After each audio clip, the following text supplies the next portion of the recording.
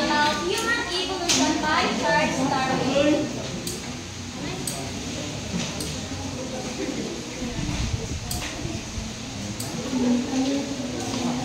So, anyone can read this? Okay, Miss Kabutoy.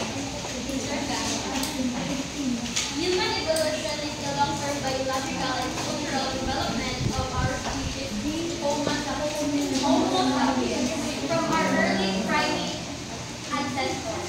It is a complex process that has taken millions of years, shaped by natural selection, genetic mutation, and environmental adaptation. So, there are 6 stages of human evolution. Number 1 is the early primates. Second, the first hominins.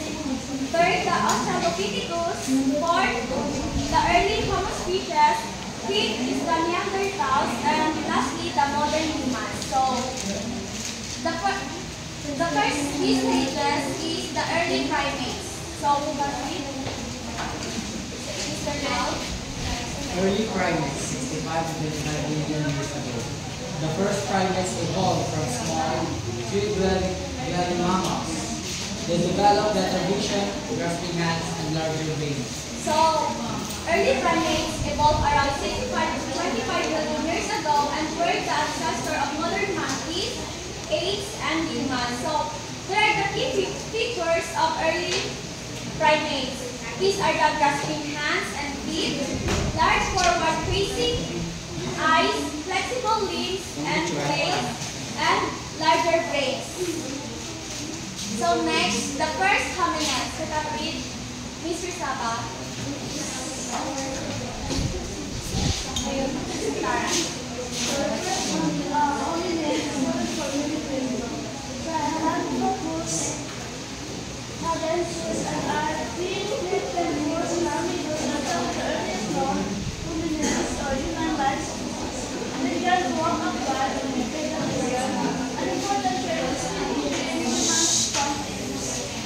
Okay, the first hominins were early human ancestors that evolved between 7 and 4 million years ago. They were distinct from other primates due to their ability to walk upright. So, dito nag-start na sila mag-walk ng 2 feet. So, they still retain some ape-like features. So, the key features of the first hominins are the bipedalism, small brains, mixed traits, and the adaptation of arboreal. So the next one is the Australopithecus.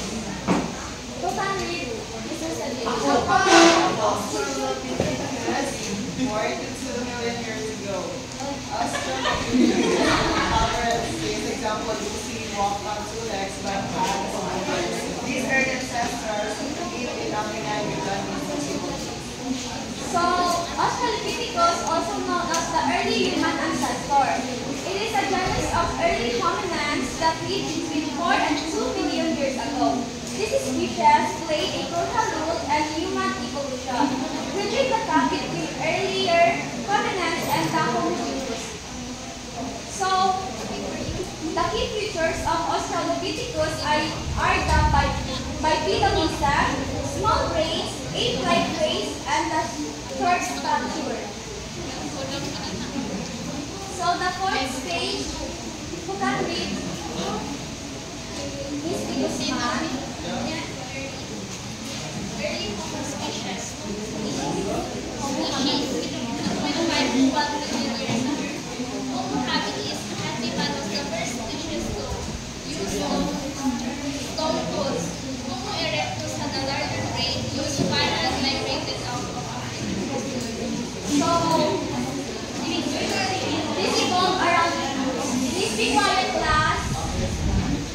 this evolved around 2.5 to 1 million years ago and marked a major shift in human evolution. They had larger brains, better tool use, and more advanced social behaviors compared to their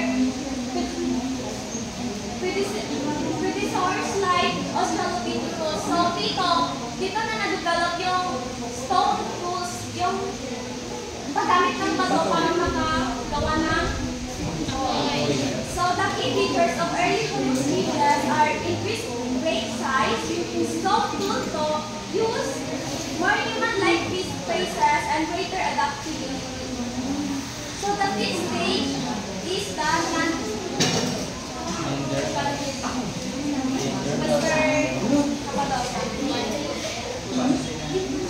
Neanderthals and other Homo species 500,000 to 40,000 years old. Homo neanderthalensis lived in Europe and Asia, adapting to cold climate. Early humans or Homo sapiens coexist with Neanderthals and So as human evolution progressed, several Homo species coexisted and adapted to different environments, among them the Neanderthals. And the Homo neanderthalensis were one of the most well-known and closest relatives of modern humans. So dito, malapit na ang mga humans. Ito na ang stage para maging human ng para maging human ng isang age. So, the key features of Neanderthals are stocky muscular build, large brain, prominent broad ears, large nose and wide nostrils, short limbs, strong ribs, and powerful heart. So, the next and the last stage is the modern human, who can live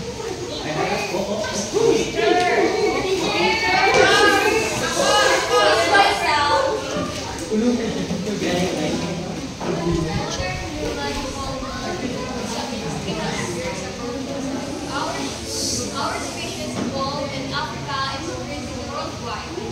We developed language, culture, agriculture, and technology, leading civilization. So the modern humans are also known as the Homo sapiens. It is evolved around 300,000 years ago and through the present, becoming the only surviving human species. Dito ay nagiging tao na the modern humans ay tayo. Wow.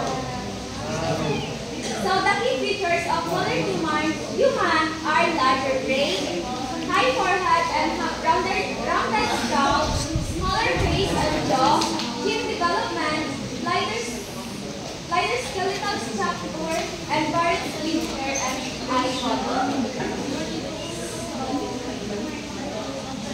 That's all.